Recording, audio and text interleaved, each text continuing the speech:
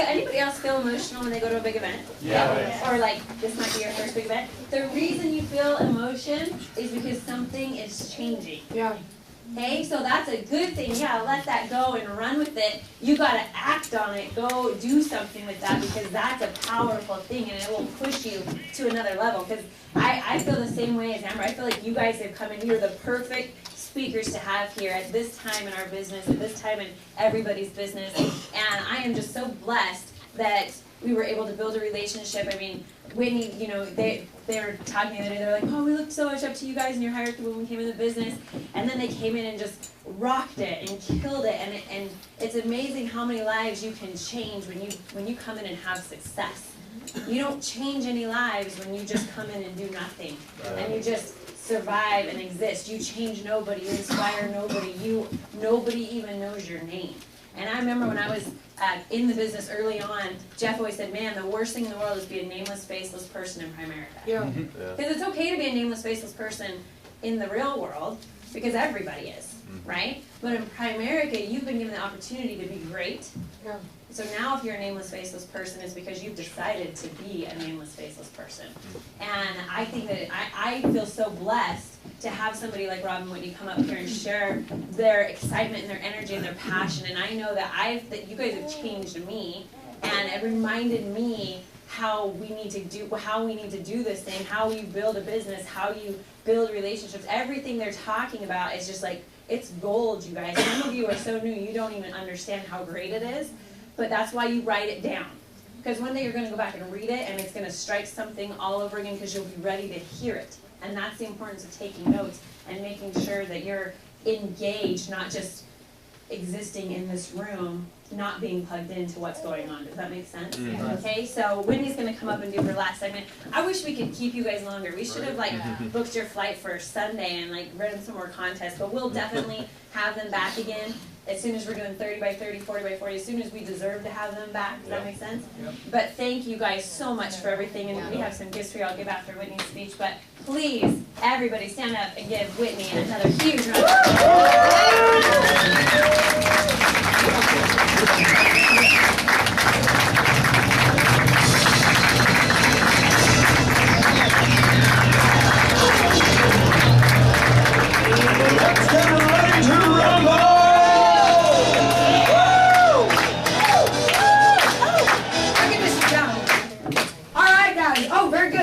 much. And I love watching you grow up here because you can feel the emotion, you can feel the change, and that's when we talk about a defining moment. You may have one, you may have several. Does that make sense? But every time you have a defining moment, you grow, you get better, and that's what it's all about. You know, I remember, guys, never put anybody on a pedestal ever in Primerica. Don't ever do that. Don't ever think they're different or better than you or anything than that. Don't ever believe that or think that for not one moment. And I'm not saying that you guys do, but never, that's where you guys can really get off wrong in this business. If you ever put someone here, but you know, because we've all been through those times and we all still go through them. Do you guys understand that? Yeah. Like to this day, I have down days in Primerica. But you know what I've noticed? My down days in Primerica are when I'm not doing an interview, when I'm not out on KTs, when I'm not meeting with new people. That's like always my down days in Primerica. Does that make sense? Yeah. And so activity is everything, and just being on it. I'm just telling you guys, it'll drive you to the next level. But I love seeing people like that because I remember defining moments. You know, I remember going home and just being in after an odd night. You know, and you're working hard, but the numbers, man, they're not showing yet. You know, I mean, we always, Bill Wills always talk about your 90-day cycle. Your first 90-day cycle, man, it's rough. You know what I'm saying? Yeah. It is. It's rough. It's your first 90-day cycle. It's like, man, this is what it's like your first, maybe week or month of working out. It's rough. It is. It's rough, and you constantly want to give up. You're constantly wanting to throw in the towel. If anybody says they never thought about it, they're lying to you. Does that make sense? Yeah. I mean, you voiced it or told somebody, but you kept it to yourself. It's one of those deep, dark secrets you don't want to tell anybody, but you thought about it. You know what I mean? Yeah. And at the end of the day, guys, that's what it's all about, is keep on going. And I'm telling you guys that there were so many moments where we'd be in the base and working hard, and then somebody would come in and beat us for a contest. I knew we were working harder. You know what I mean? And we showed up before. We had these moments where we would just break and be like, no, we deserve to win. You know what I mean? We absolutely deserve to win. Vince Lombardi's always said, the harder you work, the harder it is to surrender. And that's where you're going to get by everybody else. Does that make sense? Yeah. That's why work is so important, because once you guys, I'm telling you, once you plan to win, you'll prepare to win, then you deserve to win. Right. I mean, Zig Ziglar has said that millions of times, but that's what it is, guys. The harder you work, the harder it is to surrender. When you work like a dog, like we do accountability on a weekly basis, and guys, I'm telling you, why we make sure we have numbers is because we deserve to have numbers every week. We don't deserve the zero side. Does that make sense? Right. And so at the end of the day, and one thing I want to make sure we bring a lot of value to you guys' training. One thing I didn't hit on, someone asked me to back a really important question with, hey, when you go through commits, like what's expected? And I think that was a really good question. So we kind of back up a little bit on the recruiting side. Our full-timers are expected to get 50 commits every single week. Not 50 names and numbers, 50 commits, 10 a day, every single week. Does that make sense? Yeah. Monday through Sunday. You have Monday to Sunday. If you don't have your 50 commits, you work on Sunday. Me and Rob to this day, we had some different speaking things, so we were out 2 days. Even us, when we got back in town, we had to go back to the office and get the rest of our commits on Sunday. Does that make sense? People go, how do you hold your team accountable? It's easy. We hold ourselves accountable. When I get to the office on a Sunday, if I see somebody with 41 commits, I send them a quick text of the board, say, no, I'm looking at it right then and there. And I say, hey, and then, you know what I do? I also send them ours. I say, hey, buddy, I feel you. We're behind too. We're up here at the office to get the rest of our commits. Are you on your way?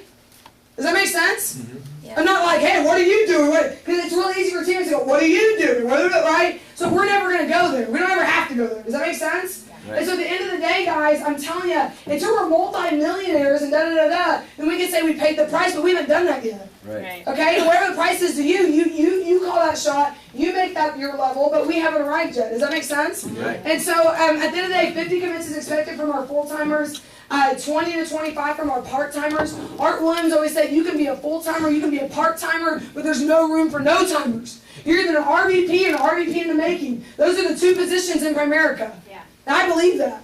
Right? Does that make sense? Yep. Yeah. And I 100%, I explain to people, that's exactly what it's all about, is you got to come here and make it, are you going to be part-time, full-time? Because why would you come here and be no-time? That doesn't make any sense. It's like, is this like a club? And what is this to you? Does that make sense? A frat house, a sorority? I mean, what are we doing here? Yeah, we play hard. We had a lot of fun, but after the victory. Does that make sense? Right. Yeah. When I played sports, we didn't lose all our games. You go, yeah, bro. So go out and have a good time. Because I know we stay and shoot, we stay longer, we work harder. We now practice on Saturday and Sunday. We review videos Friday night instead of going out for celebration. There's nothing to celebrate yet. That's only if you want to be a winner. It's only if you want to win. You have to listen to this talk. You can hear Muppet. Does that make sense? This is only for the people that really want to take it to the next level. And I got people all the time that go, well, 50 commits. I mean, oh my goodness, guys, listen. If you're full-time, think about full-time or 50 commits. When people first come full-time, they have a lot going on. Mm-hmm.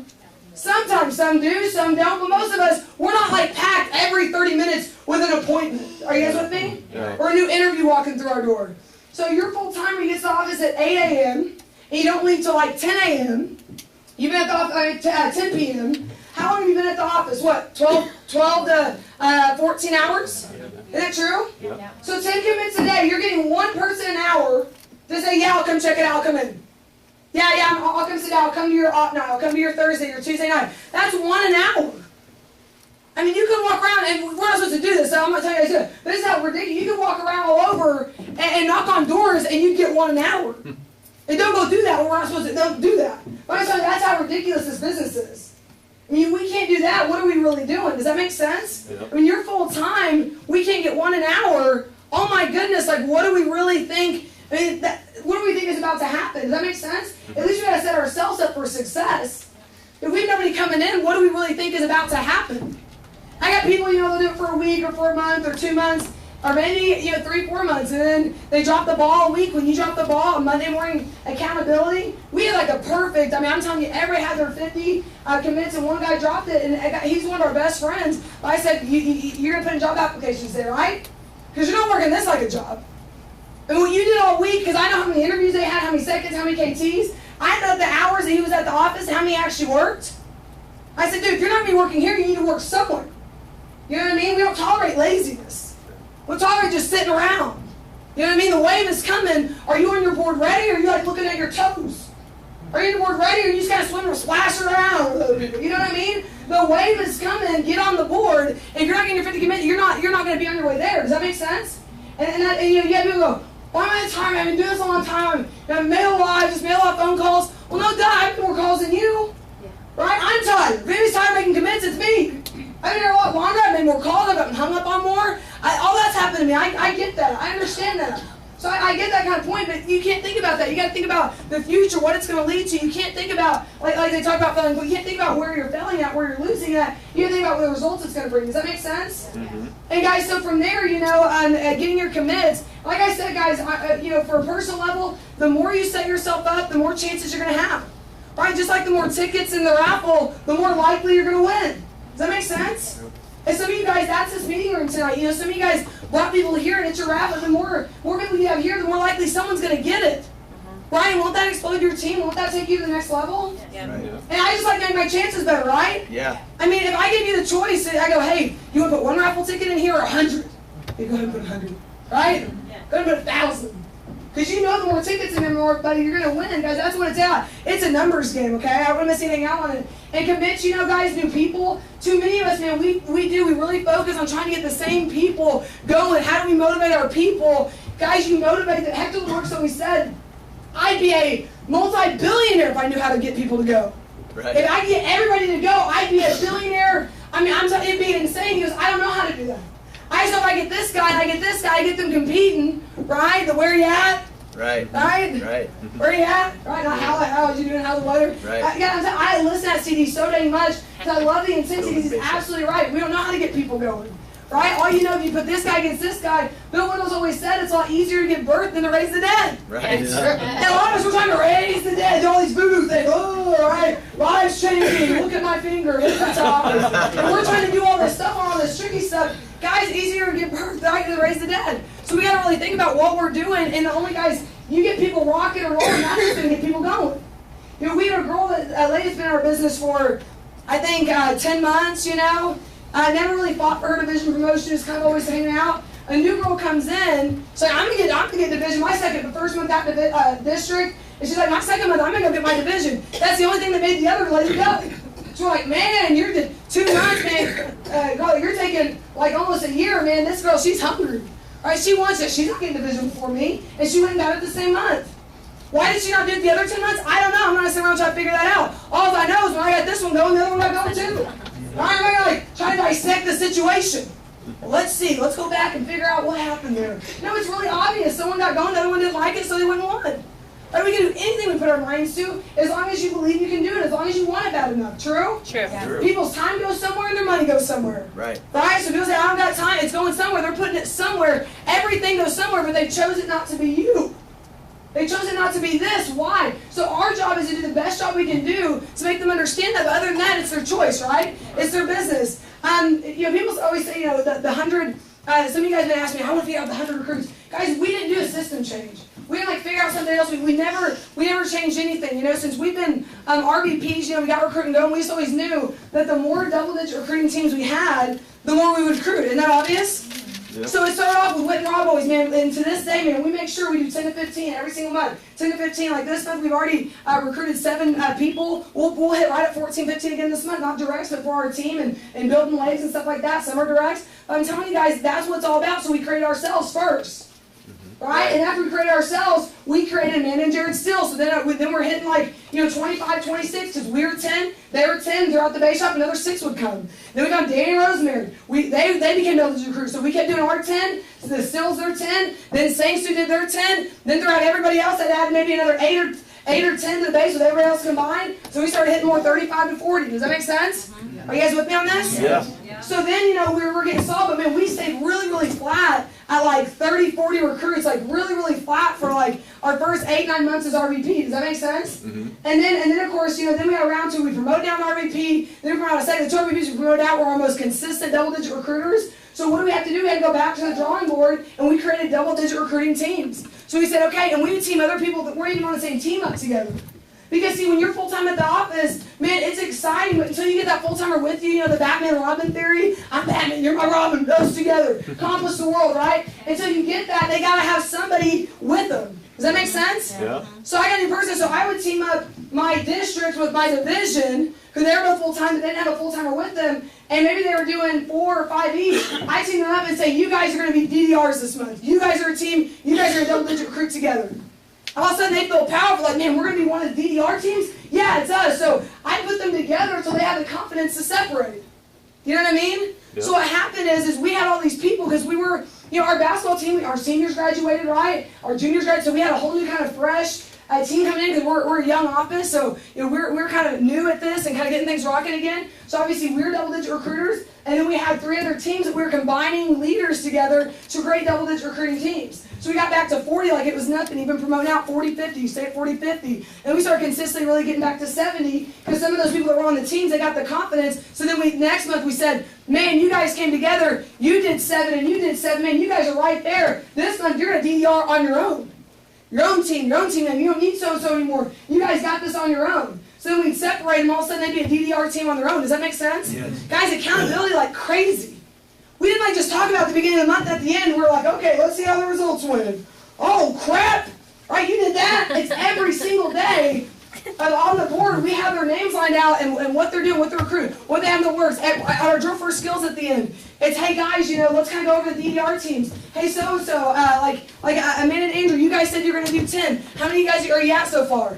They go, we're at 2. I go, what do you got going on? What do you got coming in? We got one guy coming in today that's really good. Maybe tomorrow we got another one. So where are you going to be at by Monday? Today's Saturday, so we have 2 days. Where are you guys going to be at by Monday? Monday for sure we'll be halfway there. You guys will be at 5 by Monday? Okay, we'll see. So Monday we'll check back with you guys. Hey, you guys, y'all are double-digit recruiting. What do you guys got going on? And I tell them our numbers. Hey, guys, we're going to do this. This is what we have so far. By Monday, we'll be at this. I mean, it's a constant accountability of what we got going on. And it gets them to start communicating. Because, see, if a person comes full-time, I need them to start learning how to act when they have a teammate come full-time. So they start learning to work with someone else and be accountable, let them know what's happening, what's going on. And when they have a teammate comes in, they're already starting to do that with them. They didn't realize they learned leadership. Does that make sense? Yep. Yeah. They start learning how to work and be accountable. They start learning all that so they know when they have their full-timer come, they can work together towards goals and dreams. Does that make sense? Yeah. And so, guys, again, accountability like mad. Our commits are on the board. We tally our commits with a big whiteboard in the middle of our office. You can't hide from it. It's Monday through Saturday, and then Sunday if you have to, how many commits that you have.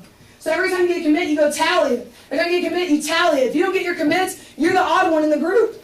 It's not normal not to get your commits. You're the outcast. See, some offices, if you don't do work, that's like everybody. And the one that kind of does, you're kind of like the different one, right? And we had to make sure that guys, that wasn't the norm, right? That you're kind of loose. When you don't do numbers, you don't get commits, you're kind of the outcast. You're kind of the one no one talks to, right? The ones that work, the one that gets tallied, like that's the norm. That's normal in our office, not anything else.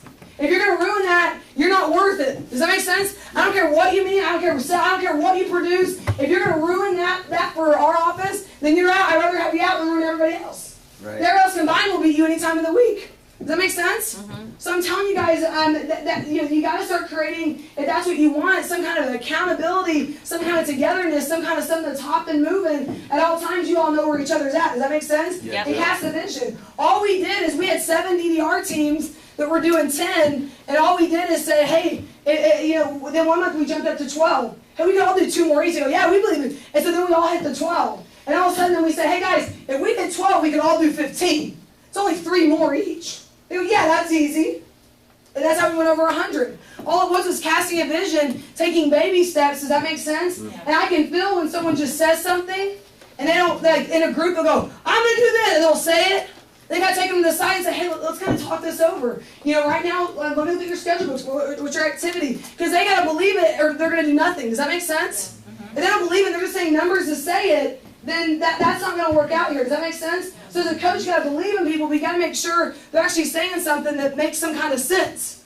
And not sense with what you believe they can do, sense with what do they have set up. I know you can do anything that you want to do, anything you believe in, but you at least got to be set up for success. Yeah. Set yourself up for success with your schedule book. I have 2 schedule books. I have one that's of what I had planned to do. There's plan to come in, what KTs are planned. And then I have another schedule book of what happened. 2 totally different things. Right? Yeah. And so I see people that get so overwhelmed in their schedule book, but see, we highlight what happens, and we put it in another book. Because that's really what matters is what happens. Nobody cares about what your intentions were. Right. Well, how many people's schedulers just know that? Nobody gives a crap. Right? Well, I made a lot of calls. Nobody cares. Business doesn't care. Right. Business doesn't care that you tried to call these people. Right? I mean, imagine going to get a business loan and go start your business and nobody comes in. You're not going to go back to the bank and go, well, I tried to talk to all these people, just no one would come in. Please don't take my business away, Mr. Banker. I tried. I really tried. You don't believe me? No way. You're a business owner. Right? Business doesn't give a crap. And so at the end of the day, it doesn't matter what our intentions are. It matters our results. And I've never believed anybody's intentions were bad. So I don't know why we never have to have that conversation. I don't need to know about your intentions. Of course they're good. You wouldn't be in Primerica if they weren't good. You wouldn't stick in Primerica if you weren't good. Primerica's made for great people. Right? Nobody grows up going, I want to be a loser, I want to fail everything I ever do, I want to never win, I don't want any victories, never any trophy. Nobody does that. At the end of the day, guys, I'm telling you, you got to focus on results, not what your intentions are. Are you guys with me on that? Yeah. Right. So we got to start being, we got to really kind of think about that.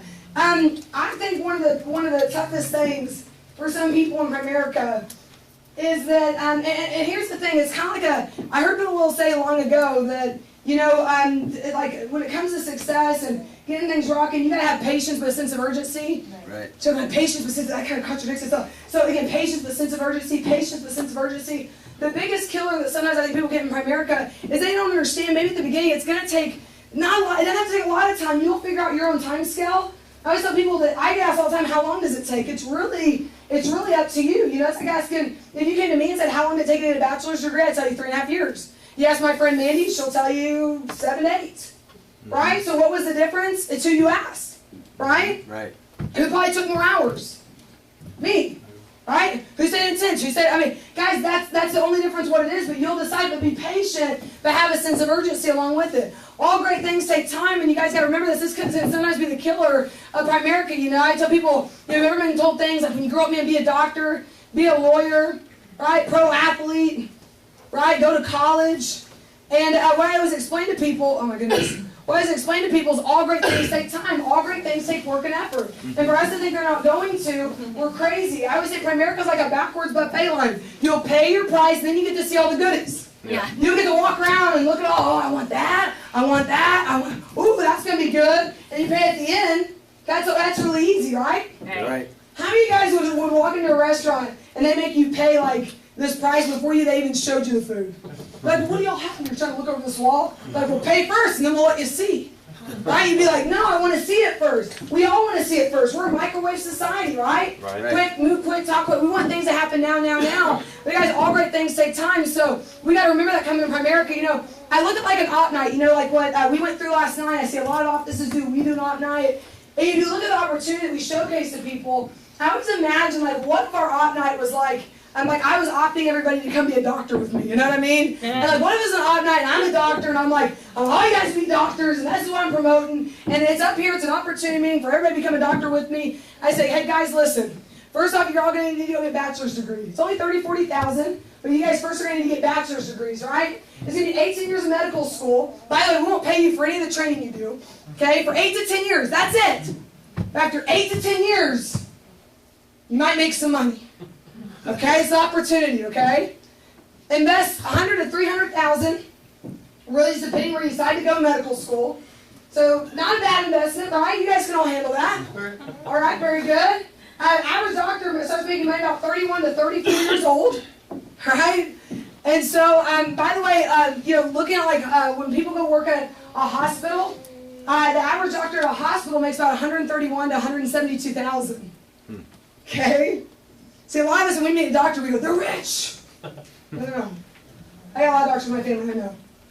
Okay? Now, the difference between a lot of my family, some of them work at the hospital, and a lot of them got smart, just like anything else. See, guys, when you work at a hospital, all you are is you're a doctor, but you're an employee through the hospital. Yeah. Right? Does that make sense? Yeah. So really, there's an employee. Half my family went to work at a hospital. The other half have their own businesses. I mean, they opened up their own practice. Now, why did some doctors go to the hospital and some open up their own practice? Freedom. Okay, so hospitals have them on a schedule. Should right, they have their own freedom. Also, do you think they might make more money? Yeah. Guys, the average doctor that has their own office makes not a lot more, but they have almost double it. They got $360,000 to $500,000 a year. Is that a difference? Yeah. But so many go to the hospital because they go, well, I want something guaranteed. Even doctors do this. And then the ones that open their own practices, they go, hey, I'm willing to open my own practice. I know I'm going to get my own patients, my own clients. I know I'm going to have to do that, but hey, it's going to be worth it in the end. Does that make sense? Right. But anyways, we're going to look at a hospital doctor, okay? Guys, the average doctor's 100% debt free. The average doctor finally pays off their student loans around about 40 to 45 years old. So finally, profit starts at 45 after a 25-year investment. Who's in? That was or what? Come on, sign up today, right? We want you all in. Who wants that? Right? And you see the crowd there go, oh, I didn't know. I thought it was better. My mom always said to go do that. Okay? I left. Lawyers, no different. Here's opportunity. No different, but at 5 to 8 years, making no money. Invest 100 to 200,000, a little bit less. Average attorney starts around about 29, 31 years old. Okay, attorney's not 100% debt free until about 40. So guys, just a 20-year investment, and then you'll be ready to rock and roll. Woohoo! How about that? Opportunity by in. Anybody want to sign up today? I got the IBA. Anybody want to turn it in? Okay, guys, I want y'all to think about this. Yeah. Think about how amazing. Well, I'm excited. People say, man, you're just so convincing. So I've been convinced. Like, I know this is the best opportunity. I don't care who I talk to. Right. I always say the same thing. Hey, obviously, you need to look at do something better than that. I don't care. Tell me. You can say it. Because I go, well, he said he was a doctor. He said he was a he said he's a psychiatrist. I'm like, cool, so you asked him, right? You obviously probably want to do something better than that, right? Well, no, they're a doctor. It doesn't mean nothing. And if you think it does, then you don't really understand this business. Yes, right. Does that make sense? Right. You gotta believe first before you can get else to believe. Okay? And so at the end of the day, you look at this, I'm like, man, and it's so crazy because guys, 5 to 8 years of law school, let me ask you, are there some tests that they have to go take? Yeah. But aren't there also hours that they're supposed to do? Yeah. Like my grandfather had to do like 10,000 hours of just like watching and observing. By the way, did he get paid for that? No. I had a massage therapist tell me recently she had to do like almost 2,000 hours of free massages. And that was part of her training. 2,000 hours no pay? That hurts your hands. Right? I couldn't even do that, okay? And so you look at something like that, guys. And what's crazy is your first day, primarily your first week, our family goes, how much money you made, huh?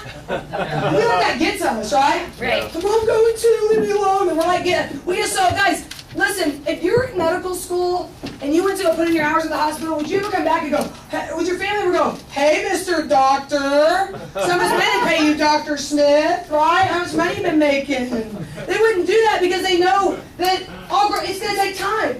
Yeah. But they know once you graduate, it's going to be worth it. That's all Primerica is. We just don't get you into debt like this. It just doesn't take as long. Right. And then one day you get to be free. Right. The doctor, that's why doctors work till they're, like my granddad, that's why it worked so dang long. It took so long just to start. Right. Right? It took 25 years just to kind of enter the profit stage. Here I am, finally making profit. Like they start at 45, but Primerica, you're done by then. Yeah. Is that incredible? Yes. That's why I get fired up about this. I know it's not hype. This isn't anything like that. It's the real deal, okay?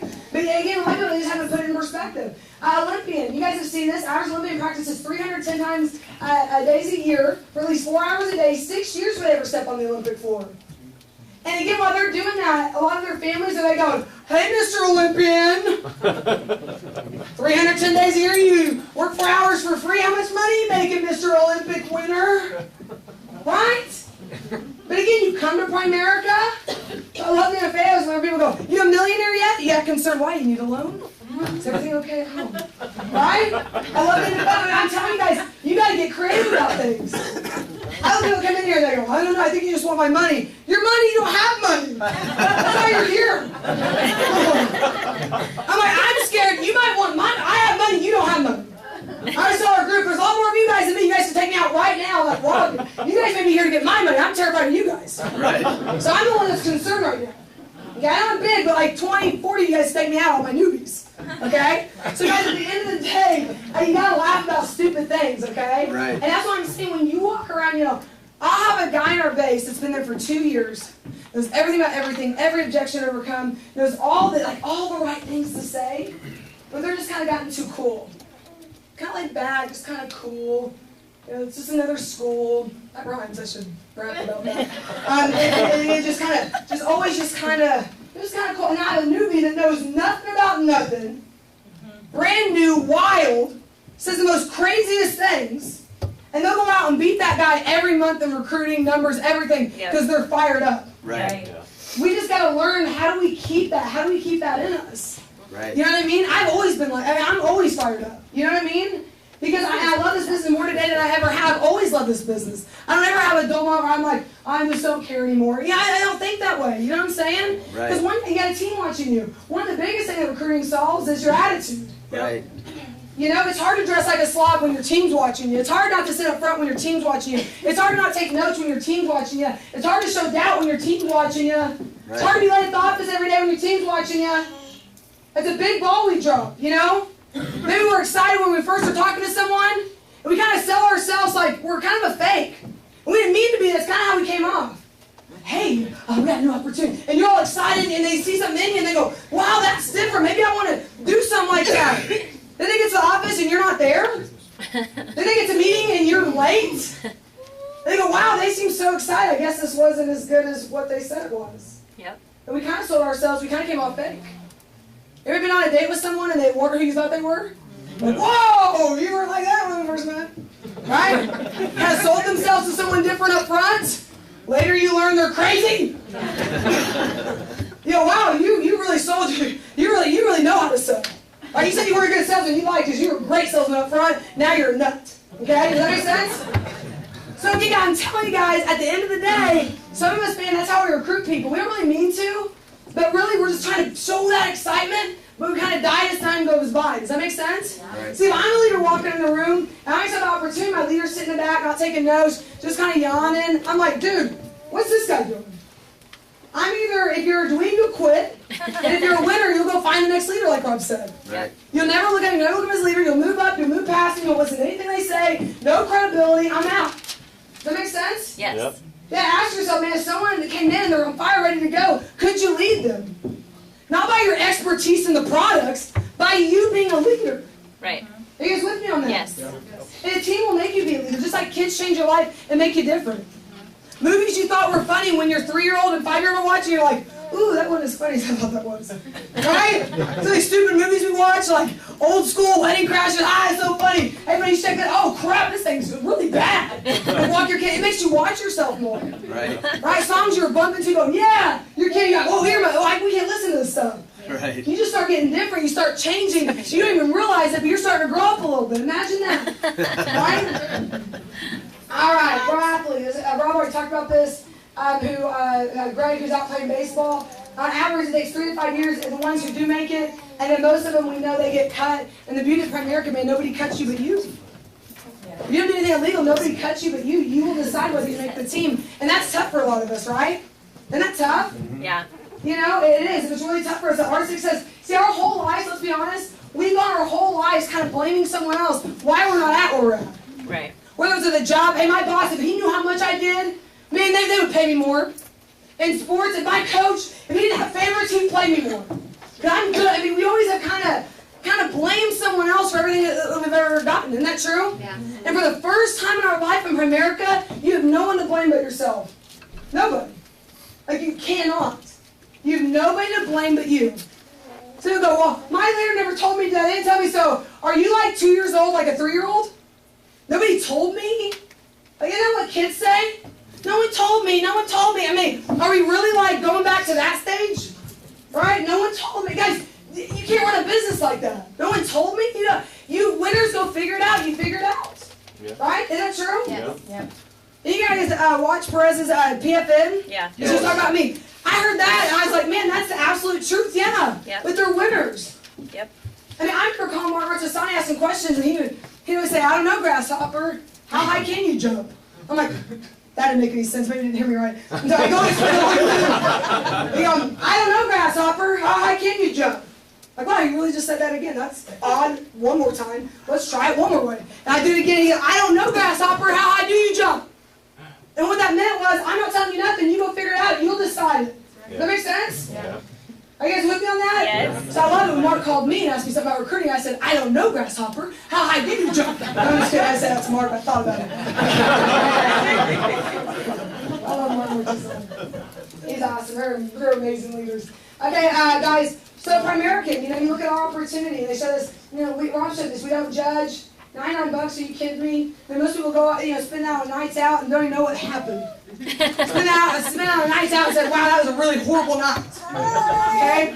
And so $25 a month, guys, you spend more on that on margarita and chimichanga.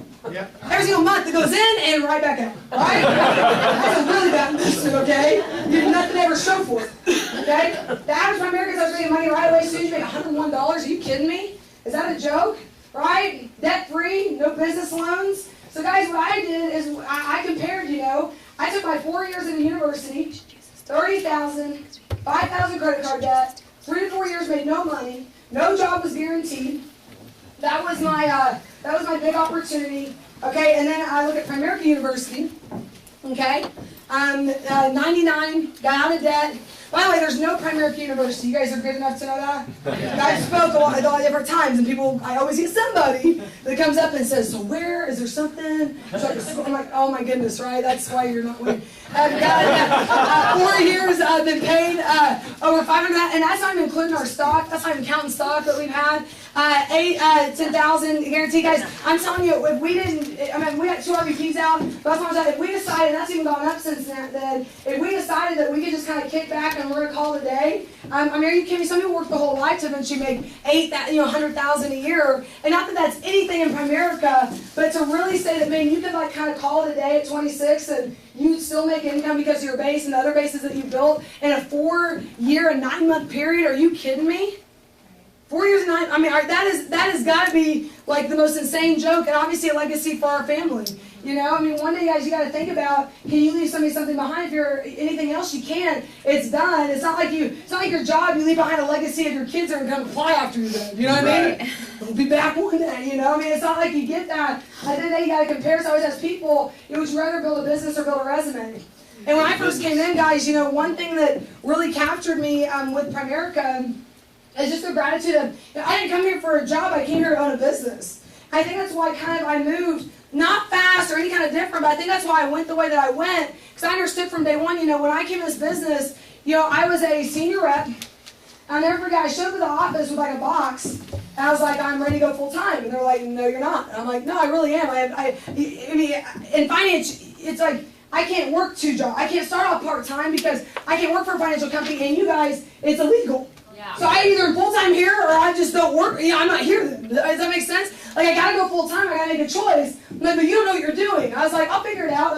You're not even your license hasn't even hit. I'm like, I'll figure it out too. You know what I mean? I was like, you have nobody on your team. I'm like, yeah, that's what I'm gonna do today. That's why I keep people on. I'm here to get a team. That's what you're supposed to do. And so I remember I held my box. I go, so where do I go?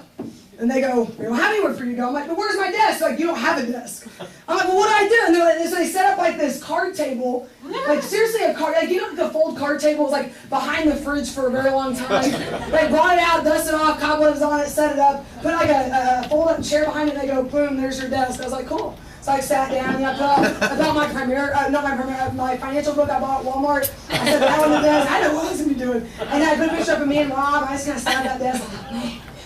This is it, and they kind of, started out, just tell me, I'll tell you the first day, one thing I always remember is they said, you get 10 to 12 commits a day, not just 1 week. Anybody can do it a week, anybody can do it a month, anybody can even do it a year. You keep doing it, you'll beat all competition, and it's just a matter of time, you know what I mean? So when you see leaders kind of come up out of nowhere, you go, man, you just came up out of nowhere. The leader, I promise you, is thinking, no, I did not. I worked for a very long time, extremely hard, to finally get some kind of result, and not that you're done, but you kind of keep going, right?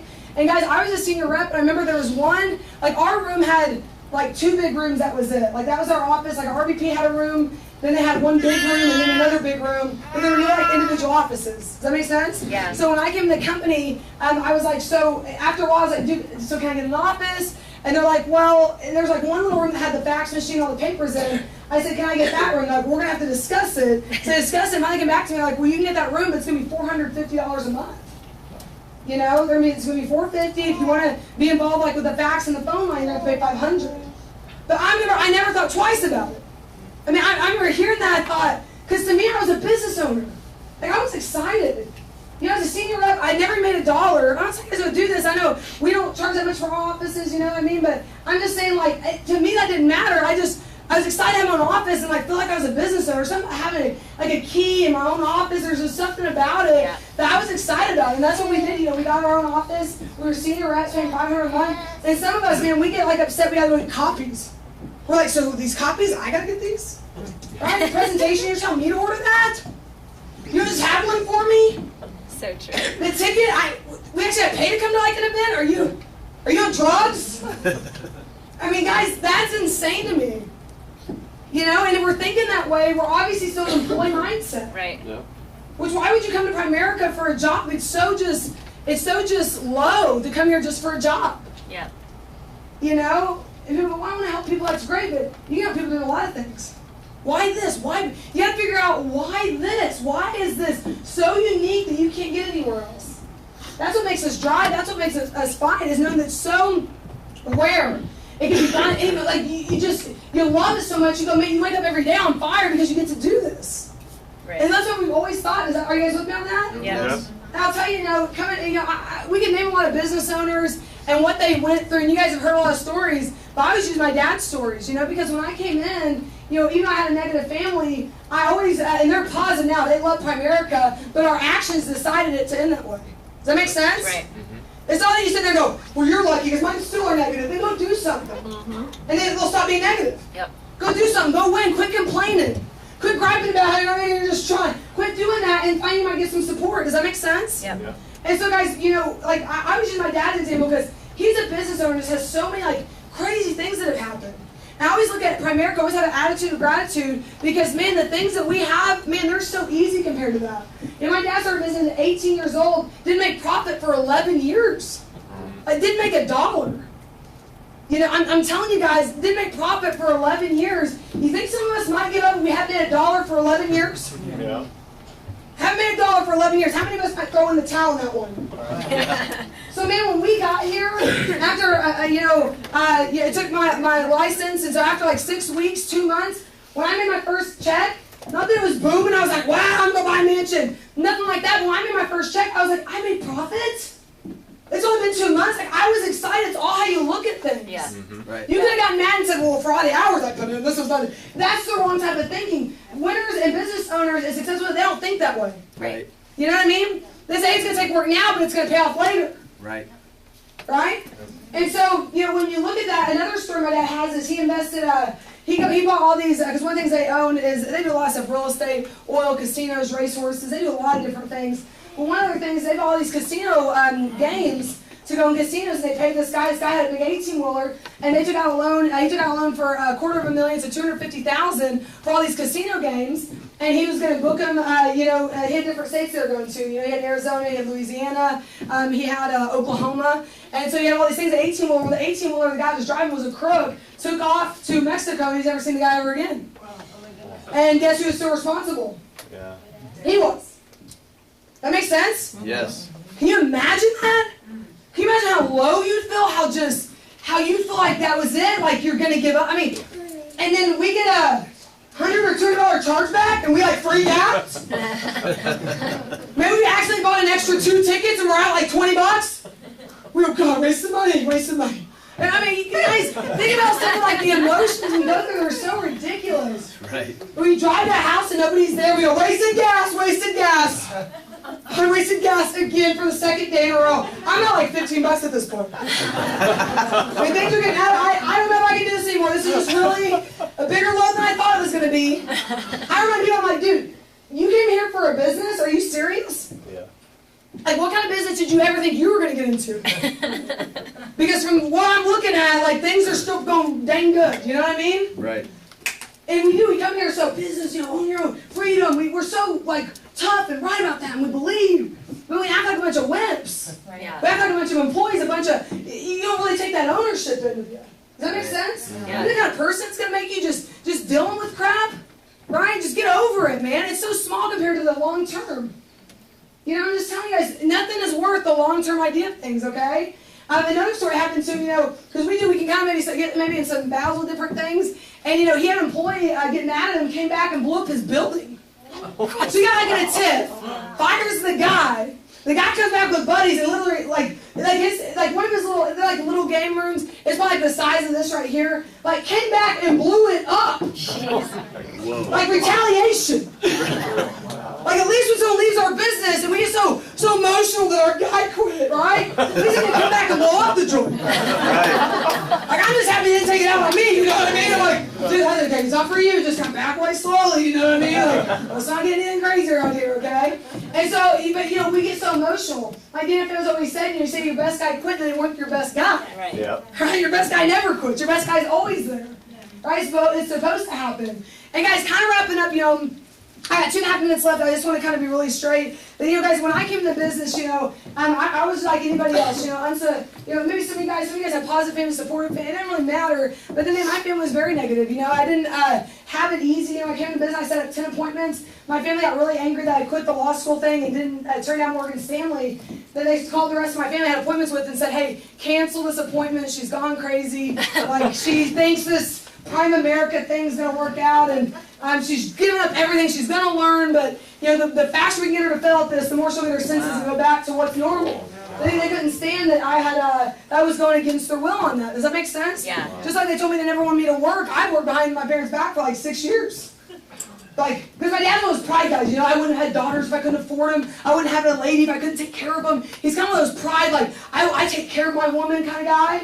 Yeah. All right, dude. Forget that. I'm going to my own job. I'm going to work my own money. I'm going to figure that out. Does that make sense? Yeah. I mean, I'm not kidding you guys. So obviously I didn't go with them, and they knocked down everything. And people go, "What did you do? It's hard to live at home with someone that's negative." Guys, I agree with that. But you know what? You for a period of time, not today, but for a good 6 to 7 month period, I didn't talk to them. Yeah. You know what I mean? And guys, it's hard enough building this thing business without someone on your back being negative every second. Exactly. Yeah. Like I couldn't take that. You know what I mean? So what did I do? I woke up before they did. I got home after they were already asleep. So we never crossed paths. Does that make sense? Yeah. Did that for a period of time, right? And people say, "What are you moving so fast?" It's something called, like, I'm like tired of being made fun of. People tell me all these things, so like I just want to go win so that can stop. Yeah. And I hang out with people who are paying attention to anybody that talks bad about me or makes fun of my goals and dreams. If you hang out with people that are constantly going, "Oh, you still trying that forever? Oh, you really think that's gonna work?" And then you go to the movies with them later, Yeah. right? Or you like saying to your buddy, "Hey man, this week, man, I really think this would be a good meeting for you to come to." Dude, I'd never do that. "Hey, we're hanging out at the bar this weekend, right?" "Yeah." "Okay, good." And we like everything. No wonder nobody's showing up. Like you're a total like nerd, a dweeb, like a very like you're a little weakling, a little duckling. They're stepping all over you, right? You're just a big nerd. You don't stand for nothing. Why would you ever go do? Let me ask you: if someone made fun of your wife or husband, would you keep hanging out with them? No. They're making fun of your kids and say anything about your kids, would you keep hanging out with them? No. Heck no, you wouldn't. So why do we continue to do that in Primerica? And we think we're going to build something big, we think we're going to be this leader, and you'll stand for nothing? I mean, that's what we have to kind of get on. Because some people, they hear me say something like that with my parents, they go, "That's kind of rough. I don't know if I'm willing to pay that kind of price." Then you're not willing to go win. And at the end of the day, that's you got to make a choice. What are you here for? If you're going to be happy part-timer, awesome, more power to you. Earmuff this whole conversation. Does that make sense? Maxwell's always said, who we get is not determined by who we want, it's determined by who we are. So I have a lot of leaders when I go out and about, they go, "Man, I just wish I could get people to the meeting. I wish my team would be more motivated." Guys, look in the mirror. It might be us. Isn't that true? Yeah. It might be us. We got to really look in the mirror and say, "Man, my team's not doing this. It's probably me. If so-and-so's not doing this, it's probably me." We got to look in the mirror and kind of realize really what's going on there. Does that make sense? Yeah. And guys, at the end of the day, that's what it's all going to come back to. Show me your friends, I'll show you your future. Okay, so you have 2 more minutes? Yes, you can. Okay, so again, show me your friends, I'll show you your future. Also, in Primerica, show me your Primerica friends, and I'll show you your Primerica future. Yeah. Some of you guys go, "Well, no, I hang out with only Primericans. Only Primericans." Show me those Primericans and their numbers, and we'll see why you're doing the way that you're doing. Right? Right. Because it's uncomfortable around people that are producing, moving, working. Because you don't really want to work. It's like, "Man, I got off, I got a couple KTs. It doesn't make you feel good. So what we do is we start trying to avoid those people. Mm-hmm. Right? Right. I'm telling you guys, even at my own office, I got my teammates that are constantly around me and Rob.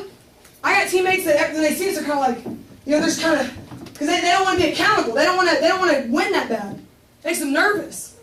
They're going to sit here and talk to other people doing zeros to make them feel better about themselves because they want to recruit on them. Right? They'll have to, I got one recruit, I'm rocking it. But on this group, it wouldn't be the same way. Right? So show me your Primerica friends. Get yourself around leaders. Get yourself uncomfortable. Do some uncomfortable things. Act a little bit uncomfortable.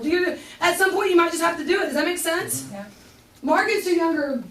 I told a story long ago about, when we talk about our attention, businesses and care, they said they had dry cleaners that they went to for like 10 plus years. There'd be this couple that would work there, and they was at the cleaners, and they take all their stuff there, and this couple, they just keep going in. They always saw this couple. One day, Sue Younger said she went to that dry cleaners, and there was a sign on the door, and it said, close will be back at 2. So it said, close will be back at 2. And when she saw that, she went next door to the other business. She said, where they at? They've never been, this place, they've never been closed. They've been open for X amount of years. They've never been closed. And the lady next door goes, her husband died, and she's at his funeral right now. She'll be back at 2 o'clock to open her business. Wow. Because you know what she knew? Business didn't care personally what was going on in her life. Business didn't care what she's going through. Business didn't care about her emotions and all that. She knew that there's something that still had to run. Because she had a family, she had kids, she still had to achieve something. You know what I mean? Yeah. And when we work hard and we do different things, guys, our family isn't better than you guys'. Right? Our base shop kids aren't better than you guys. Right? All it is it's about going to the next level. Getting results, being committed, being kind of a little crazy. Right? Being committed, being all the way. People look in your eyes and go, man, I don't know, but they're gonna make it. I know if I follow them, I don't know what they're doing, but we're gonna make it. I think on their coattails, they're gonna be there for me. We're gonna make it together. We're gonna win. I don't know what it is. And also it's pride, We never had a plan B. It's always been, hey, it's win at Primerica or we die, and that's it. Right. Does that make sense? I've never had, well, if it doesn't work. I've never had that in me ever. Yep. It's pride. It's doing what you said you do. People, how do you stay motivated? My team. If I lose, they lose. If I don't make it, they don't make it. Maybe it's serious. It's not stage show. I'm not even kidding you guys. You can call everyone over. They know that's it. Does that make sense? Mm-hmm. It's pride and doing what we said we're going to do. Right? And it's 100%. It's looking at your team and go, man, if I don't make it, they don't stand a chance. I have someone go, I don't care about winning, just want my team to win. BS. If you don't win, they don't win. It's a double negative. Mm-hmm. Once you win, they finally will win. So you're thinking about it all backwards. Well, once my team comes to the event, I'll be at the event. It was backwards. Once you come to the event, you'll have a team at the event. Yeah. Right. I'll go eat with everybody once I have a team that goes eat with everybody. No, once you go eat with everybody, you'll have a team that goes eat with everybody. Whatever way you think, just think the opposite, and that's what's right. Does that make sense? But guys, I'm telling you, again, I wish I had more time with you guys, but we just really, we love this thing, and we're just excited to be here. We're extremely humbled. You guys love us. And I know what it's like getting somebody in front of your team to, influence, and we ask them to come